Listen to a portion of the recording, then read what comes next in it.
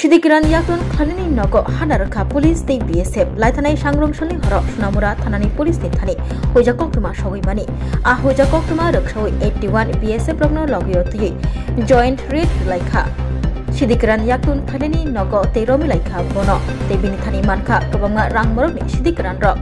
Sunamura thanani bisingo khobjanai kalapania salketo bini nogo rutuk mongkhayi plastic drum bisingo manka 30.170 kg Sidikiran tei logyo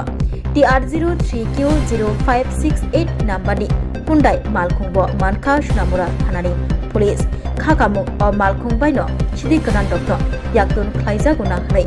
Sidikiran yaktun khlaimungo kami amche dongnai kobuni borokni mongbo kasai faikya aborokno tei cheri nai tongo Sunamura thanani police Sidikiran yaktun khlainai romjagnai ni mung Delwar Hussein Kamiyangka Sunamura thanani bisingo khobjanai kalapania salket amchio bini mungoi NDPS kerongni bisingtei mamla yachaka Sunamura thanani police teitini November tani Jiburi salmari faslo dorbanogoti sajagnai shaka Sunamura thanani police গতকাল রাত্রে মানে মধ্যরাত্রে আর কি আমরা সোনামুড়া থানা এবং 81 নম্বর battalion BSF আছে আমরা একটা জয়েন্টলি অপারেশন করি কালাপানিয়া যে শালকেত আছে আমাদের সোনামুড়া থানার অন্তর্গত ওই জায়গাতে বাড়িতে তো এখানে আমাদের সিক্রেট সোর্সের ভিত্তিতে এই যে অভিযানটা করা হয় দিলওয়ার হোসেন এবং মানে ওনার বাড়িতে আর কি তো আমরা যথারীতি সমস্ত আইনি পদ্ধতি মেনে আমরা ওনার বাড়ি রেড করি এবং ওনার বাড়ি থেকে আমরা 1 গ্রাম গাঁজা ভর্তি মানে ড্রাম উদ্ধার করি যা ওজন করলে দেখা গেল 30 কেজি 170 গ্রাম তো আমরা যিনি এটার মানে বাড়ির কর্ণধার দিলওয়ার হোসেন আমরা ওনাকে